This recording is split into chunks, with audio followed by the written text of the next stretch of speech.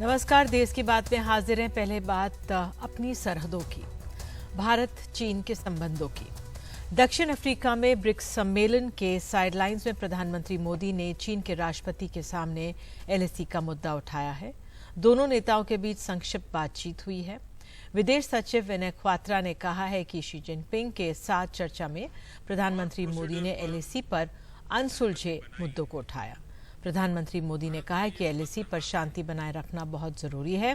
साथ ही भारत चीन संबंधों को सामान्य बनाने के लिए एलएसी का सम्मान करना भी जरूरी है।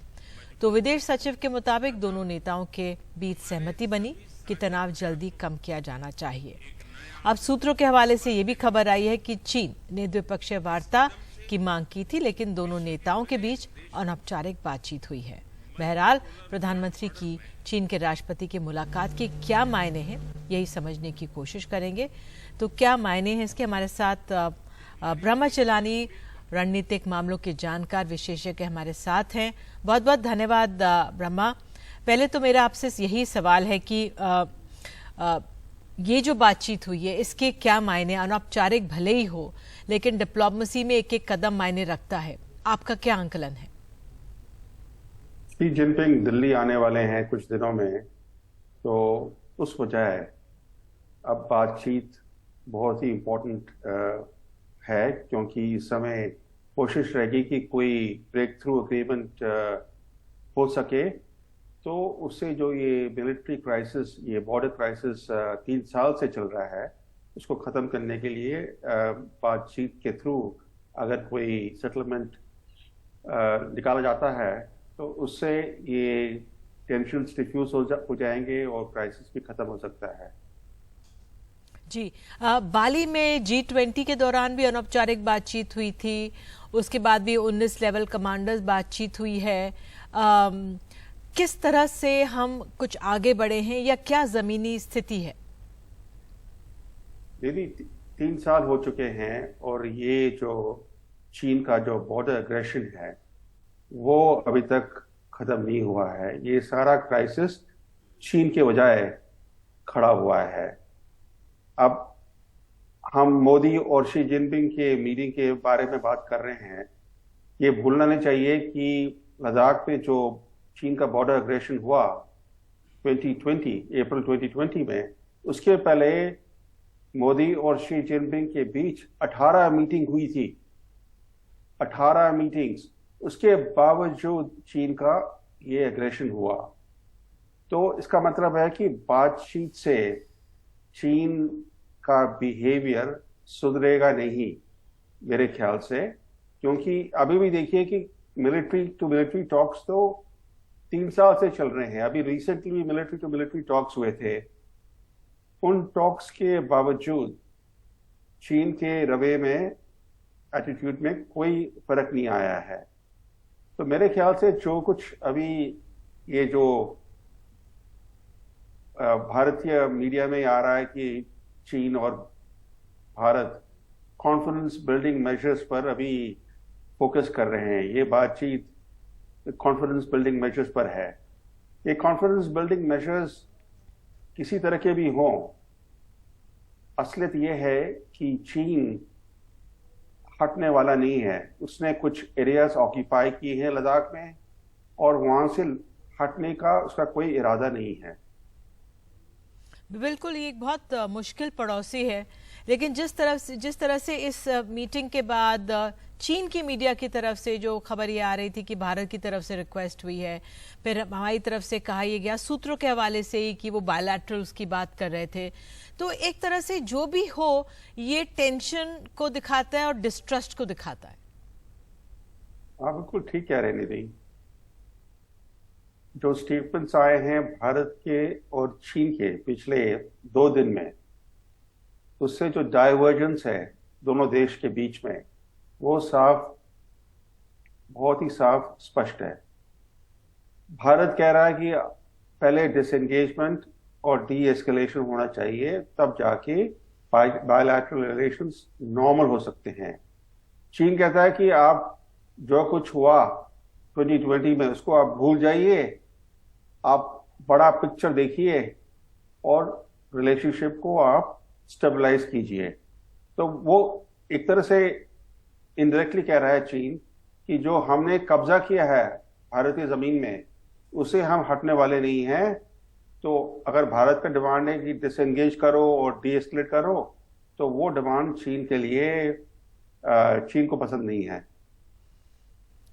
बिल्कुल। और अंत में यही कि क्या वे फॉरवर्ड देखते हैं आप, क्योंकि इतना टफ ये इतना ऐसा ये पड़ोसी है, क्योंकि वो चाहते हैं ट्रेड पर, जिस तरह से आप ही संकेत दे रहे हैं कि भाई ट्रेड पे ध्यान दीजिए और रिश्तों पे ध्यान दीजिए और बॉर्डर अलग से करते रहिए। उस लिहाज से क्या नीति अपनाई जा सकती है या किस तरह से आप आगे की राह देख रहे हैं? भारत ने मिलिट्री फ्रंट पर तो काफी प्रेशर लगाया है, क्योंकि जितने सैनिक चीन ने डिप्लॉय किए हैं उससे ज्यादा भारत ने डिप्लॉय किए हैं लद्दाख में, मिडिल सेक्टर में, सिक्किम तिब्बत बॉर्डर पर और अरुणाचल तिब्बत बॉर्डर पर। तो भारत का जो मिलिट्री रिस्पांस रहा है वो काफी स्ट्रांग रहा है। मगर डिप्लोमेटिकली और इकोनॉमिकली भारत का रिस्पांस बहुत ही कमजोर रहा है। आप देखिए ट्रेड, पिछले साल चीन ने भारत के साथ अपना ट्रेड सरप्लस $100 बिलियन से ऊपर बढ़ा दिया एक साल के अंदर। मैंने एक साल में 50% उनका ट्रेड सरप्लस बढ़ गया। $100 बिलियन का उनका ट्रेड सरप्लस, जिस समय चीन भारत के खिलाफ आक्रमण कर रहा है बॉर्डर पर। तो इसका मतलब कि चीन को दोनों तरफ से फायदा हो रहा है, एक तरफ से ट्रेड से, दूसरी तरफ से जमीन में बॉर्डर पर वो आक्रमण करके भारतीय जमीन पर कब्जा किया हुआ है चीन ने। तो भारत को एक कॉम्प्रिहेंसिव स्ट्रेटजी अडॉप्ट करनी चाहिए, क्योंकि चीन एक लॉन्ग टर्म थ्रेट है। तो लॉन्ग टर्म थ्रेट को एड्रेस करने के लिए आपको सारे लीवर्स यूज करने पड़ेंगे, इकोनॉमिक, डिप्लोमेटिक और मिलिट्री। बिल्कुल। आपने अपनी राय रखी सामने, बहुत बहुत धन्यवाद। वाकई में बहुत पेचीदा स्थिति हो जाती है जब अपनी सीमा और सरहदों की बात होती है और ऐसा मुश्किल पड़ोसी हो। तो बहरहाल शुक्रिया ब्रह्मचलानी आपका बहुत बहुत। इसी मामले से जुड़ी हुई राजनीति भी हुई है। चीन को लेकर कांग्रेस के नेता राहुल गांधी के बयान पर बीजेपी ने तीखा हमला बोला है। बीजेपी के प्रवक्ता सुधांशु त्रिवेदी ने कहा है कि राहुल गांधी भारत, चीन और आरएसएस पर आदतन अनर्गल बयान देते हैं। उन्होंने कहा कि राहुल गांधी चीन के मुद्दे पर भारत से तकरार क्यों करते हैं। राहुल गांधी ने आज करगिल में एक रैली को संबोधित करते हुए चीन के मुद्दे को लेकर प्रधानमंत्री को घेरा। उन्होंने कहा कि चीन के भारत की जमीन ली है चीन ने, और लेकिन प्रधानमंत्री इससे इनकार करते हैं। आइए सुनते हैं दोनों को। हजारों किलोमीटर जमीन हिंदुस्तान की चाइना ने हमसे छीनी है, और दुख की बात है कि हिंदुस्तान के प्रधानमंत्री ने ऑपोजिशन की मीटिंग में कहा कि हिंदुस्तान का 1 इंच किसी ने नहीं लिया है। यह सरासर झूठ है। लद्दाख का हर व्यक्ति इस बात को जानता है कि लद्दाख की जमीन चाइना ने हिंदुस्तान से ली है, और प्रधानमंत्री जी सच नहीं बोल रहे हैं। वो आकर ये कहते हैं कि लेह में घूम करके मुझे लोगों ने बताया अमुक अमुक चीज। ये कौन लोग हैं और कौन बताता है? और मजे की बात यह है कि ये जो लोग हैं ये स्वतः एक्सपोज हो रहा है, क्योंकि चाइनीज कम्युनिस्ट पार्टी के साथ जो उनका एग्रीमेंट हुआ उन्होंने नहीं बताया था, चाइना से फोटो आई थी। पंडित जवाहरलाल नेहरू ने अपने समय में चीन की फौज को खाना और रसद भी पहुंचाया था। तो बहरहाल ये बयानबाजी हुई। और अब बात करते हैं उत्तर प्रदेश की। सुप्रीम कोर्ट ने उत्तर प्रदेश के पूर्व मंत्री अमरमणि त्रिपाठी की रिहाई पर रोक लगाने से इनकार कर दिया है। अमरमणि त्रिपाठी और उनकी पत्नी 2003 में कवयित्री मधुमिता शुक्ला की हत्या के आरोप में 2007 से उम्र कैद की सजा काट रहे हैं, लेकिन यूपी सरकार ने उन्हें अच्छे व्यवहार के आधार पर रिहा करने का फैसला किया।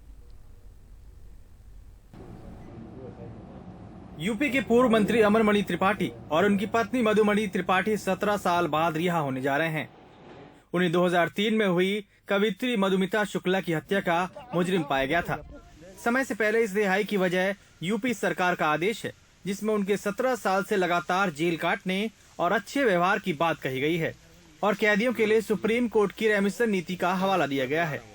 शुक्रवार सुबह सुप्रीम कोर्ट ने यूपी सरकार के रिहाई आदेश में दखल देने से इंकार कर दिया, लेकिन मधुमिता की बहन की याचिका पर यूपी सरकार को नोटिस जारी किया।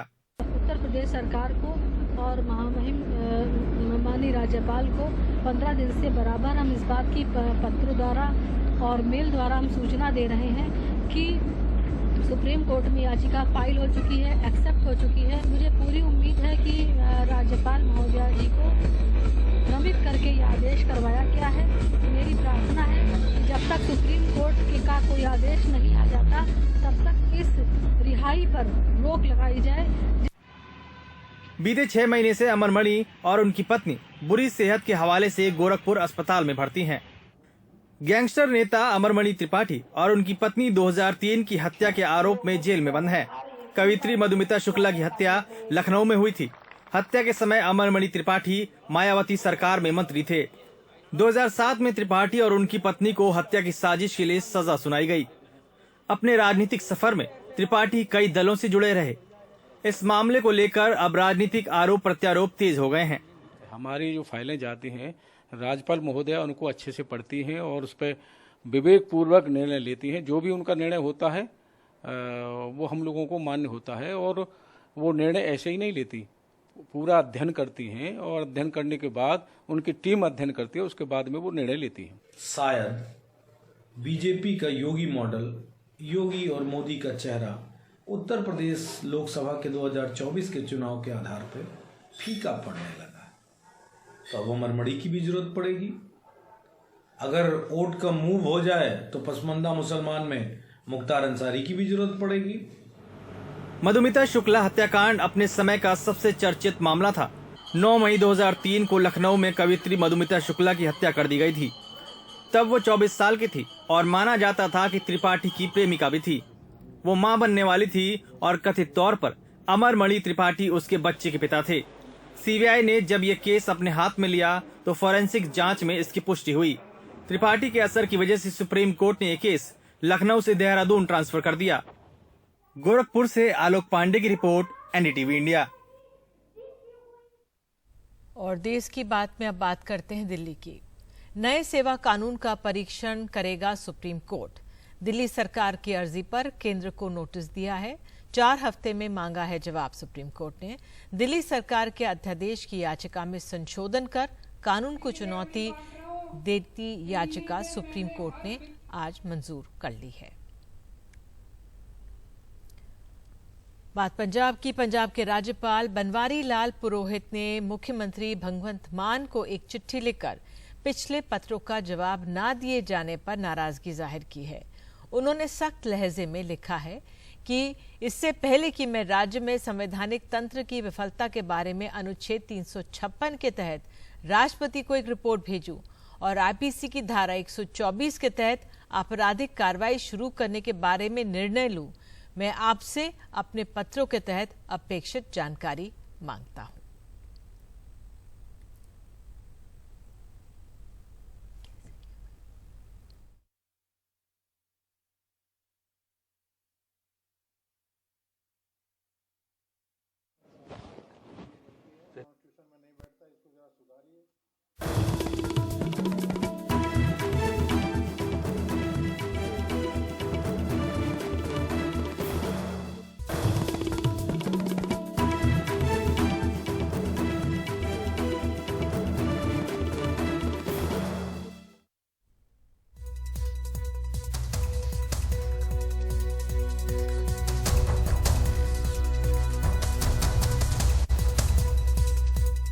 बात अब मध्य प्रदेश की। जो नहीं रहे उनके नाम पर करोड़ों का घोटाला।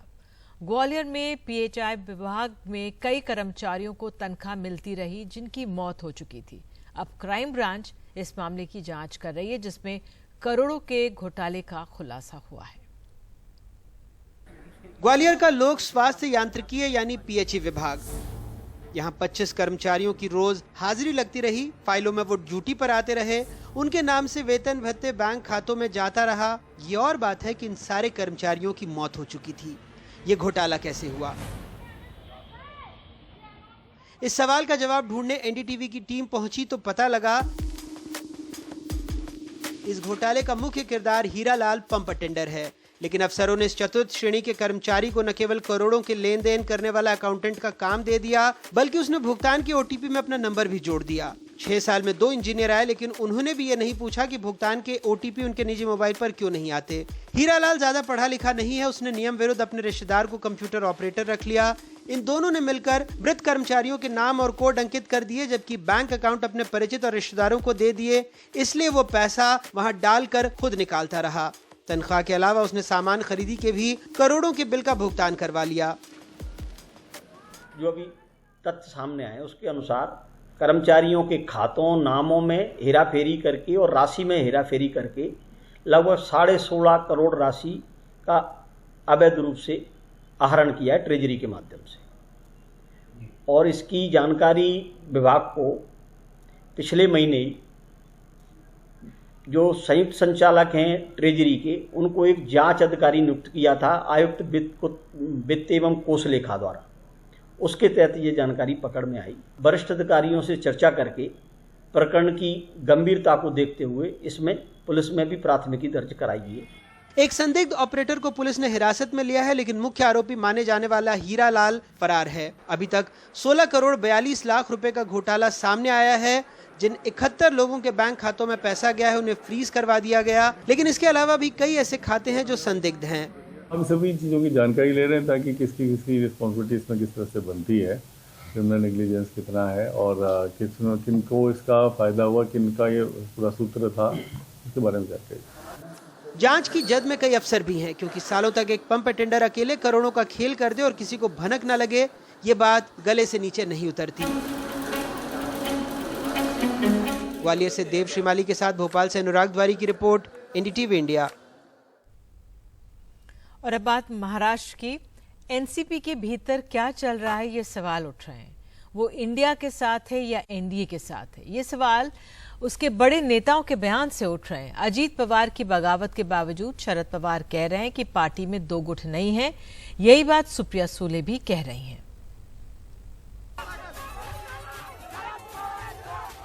बीते हफ्ते जब शरद पवार ने बीड़ में रैली की तो उनके स्वागत में अजीत पवार गुट ने बैनर लगवाए। अब 27 तारीख को अजीत पवार बीड़ में ही रैली करने वाले हैं। इस बार शरद पवार कैंप ने बैनर लगाए हैं जिसमें लिखा है बाप बाप होता है। साफ है कि सीनियर पवार का कैंप अजीत पवार से दूरी बरतता दिखना चाहता है, लेकिन शरद पवार और सुप्रिया सुले के बयान कुछ और बताते चलते हैं। राष्ट्रवादी कांग्रेस पक्ष ह्याच्यात स्प्लिट नाही। एनसीपी में कोई स्प्लिट नहीं है। हमारे अध्यक्ष शरद पवार हैं, हमारे महाराष्ट्र के अध्यक्ष जयंत पाटिल हैं। ये हमारी पार्टी की वस्तुस्थिती है। ॲट दिस मोमेंट आहे and we stand by it. आमच्या पक्षाचे कुठलीही भारतीय जनता पक्षाबरोबर आघाडी नाही, युती। हमारी पार्टी बीजेपी के साथ नहीं है। हमारे कुछ लोगों ने एक अलग भूमिका ली है, उसके बारे में हमने स्पीकर को लीगल जानकारी दी है। लोकांनी एक वेगळा निर्णय घेतलेला आहे। ते आमच्या जेव्हा लक्षात आलं तेव्हा प्रोसेस प्रमाणे आम्ही स्पीकर साहेबांकडे त्याच्या विरोधात आम्हाला जे काही म्हणणं मांडायचं होतं ते आम्ही मांडलेलं आहे। हाँ, वो हमारे ही नेता हैं। पार्टी के 2 गुट तब होते हैं जब पार्टी का बड़ा वर्ग पार्टी से अलग हो जाता है। फिलहाल वैसी स्थिति नहीं है। कुछ लोगों ने अलग भूमिका ली है, लोकतंत्र में उनका ये अधिकार है। मुंबई में होने वाली इंडिया की बैठक से पहले दिए गए इस बयान को लेकर अब शरद पवार के सहयोगी इशारों में शरद पवार से सफाई मांग रहे हैं। हमारे उद्धव ठाकरे साहब के ग्रुप में और हमारे में कोई संभ्रम नहीं है। पवार साहब के ऊपर हमारा आज भी विश्वास है, लेकिन जो जनता में संभ्रम पैदा हो रहा है वो पवार साहब बिल्कुल दूर करेंगे, क्योंकि वो एक बड़े नेता है, बड़ा अनुभव उनका रहा है और इसलिए हमारे महाविकास आघाड़ी पे उसका कोई परिणाम नहीं होगा। इस पूरे विवाद के बीच अब महाराष्ट्र बीजेपी के अध्यक्ष शरद पवार को बीजेपी के साथ आने की बात करते नजर आए। साल भरे में मोदी जी जो काम करने वाले हैं 2024 के चुनाव तक और आज तक जो काम किया 9 साल, ये देखते हुए माननीय शरद पवार साहब का भी मन परिवर्तन और मत परिवर्तन होगा और मुझे लगता है कि वो चुनाव तक माननीय मोदी जी के नेतृत्व में आने वाले भारत का निर्माण करने के लिए निश्चित रूप से उनका मन परिवर्तन होगा। अपने बयान को लेकर हुए विवाद के बाद शरद पवार सफाई देते नजर आए और अजित पवार को दोबारा पार्टी में न लेने की बात कही।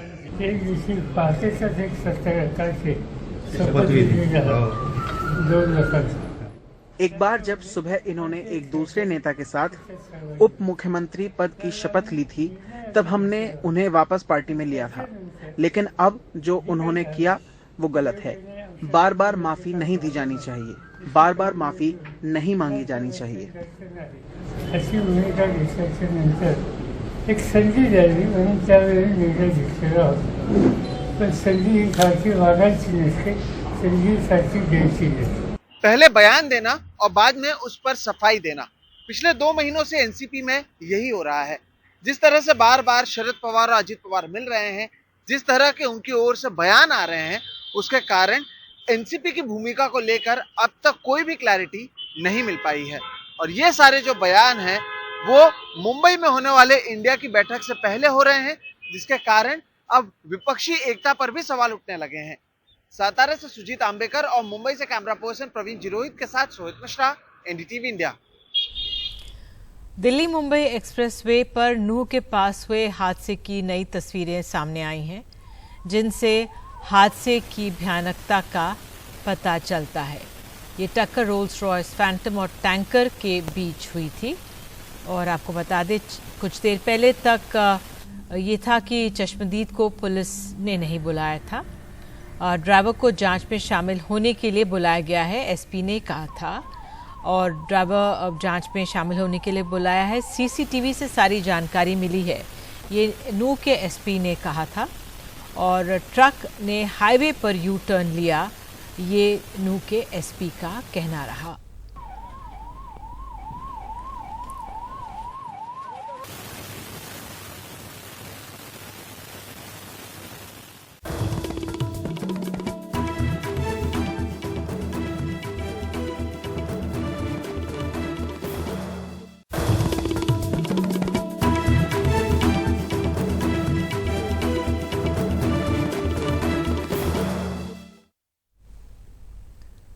असम के मुख्यमंत्री हेमंत बिस्वा शर्मा ने राज्य के डीजीपी से 2004 के धेमाजी ब्लास्ट मामले में गुवाहाटी हाईकोर्ट के फैसले पर कानूनी राय लेने को कहा है। 2004 में स्वतंत्रता दिवस पर हुए इस धमाके के मामले में हाईकोर्ट ने सभी 6 आरोपियों को बरी कर दिया है। निचली अदालत ने सभी को सजा सुनाई थी। मुख्यमंत्री ने कहा कि जरूरत पड़ने पर असम सरकार सुप्रीम कोर्ट जाएगी। We are Dhemaji blast was inquired long back, and I have asked DGP to study the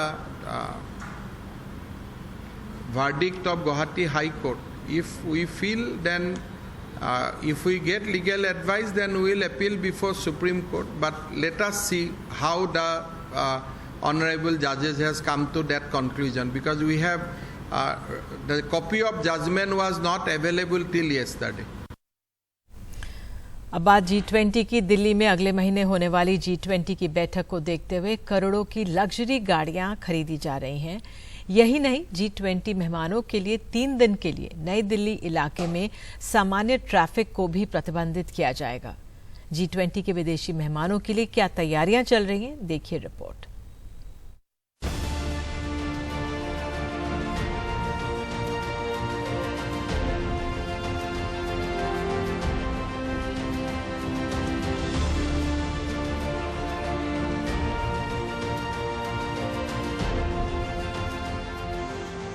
Delhi में G20 के 2 दिनों की बैठक के लिए 3 करोड़ रुपए की मर्सिडीज को तैयार किया जा रहा है।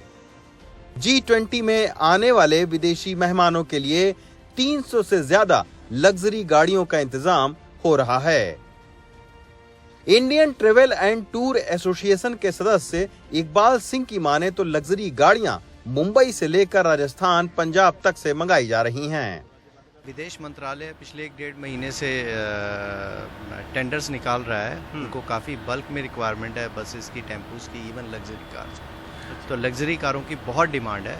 इतनी डिमांड है कि दिल्ली के ऑपरेटर इस डिमांड को पूरी नहीं कर सक रहे हैं। मुंबई, राजस्थान, पंजाब, चंडीगढ़, बहुत सारी जगहों से गाड़ियां आ रही हैं, तभी ये गाड़ियां पूरी हो पाएंगी, अदरवाइज डिमांड बहुत ज़्यादा है।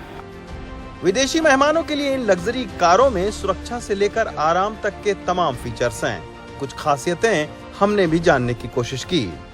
सारा ऑटोमेटिक सिस्टम है, तमाम सारे सेंसर लगे हुए हैं जो इस गाड़ी को खास बनाते हैं। ये आप देखिए रूफटॉप है, अगर इसको ऐसे आप करिए तो ये आप देखिए कि रूफटॉप अपने आप हाथ के इशारे भर से जो है वो बंद हो रहा है और खुल रहा है। देख रहे हैं आप, इसमें सीट्स हैं। अच्छा, ये आप देखिए, ये सीट्स में हम आपको किसी भी तरह का मसाजर, ये मसाज है, अभी वेव मसाज है, हम वेव मसाज पे दबाएंगे और ये आपकी सीट है और ये हमारी सीट है। आप फील करिए कि आपको मसाज हो रहा है, पीछे होके बैठिए आप। अच्छा, ये वेब मसाज जी,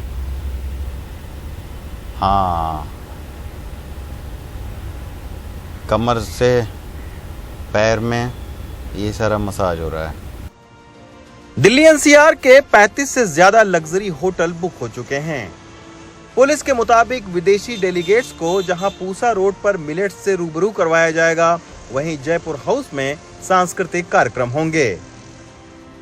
इसी वजह से नई दिल्ली इलाके में 9 और 10 सितंबर को आम लोगों के घूमने और खरीदारी करने पर रोक रहेगी। एयरपोर्ट से होटल्स जाएंगे। 9 तारीख को शिखर सम्मेलन का प्रारंभ होगा भारत मंडपम में और पूरे दिन तक ये कार्यक्रम रहेगा। शाम के समय जो है वापस होटल जाएंगे और फिर एक गाला डिनर के लिए जो है सेम वेन्यू पर आएंगे। 10 तारीख को सभी जो महामहिम राष्ट्राध्यक्ष और हैं वो राजघाट जाएंगे, राष्ट्रपिता महात्मा गांधी जी की समाधि पर श्रद्धांजलि अर्पित करेंगे। अपने अपने होटल से विदेशी मेहमानों को आने जाने में कोई दिक्कत न हो, इसलिए नई दिल्ली इलाके को जोड़ने वाली कई सड़कों को बंद किया जाएगा। नई दिल्ली से हरिकिशन शर्मा के साथ रवीश रंजन शुक्ला, एनडीटीवी इंडिया। और आइए बात करते हैं मुंबई की। हाल ही में दक्षिण अमेरिका देश पेरू में नसों की दुर्लभ और खतरनाक बीमारी जीबीएस यानी गियाबरे सिंड्रोम तेजी से फैली थी। हेल्थ इमरजेंसी भी लागू करनी पड़ी थी।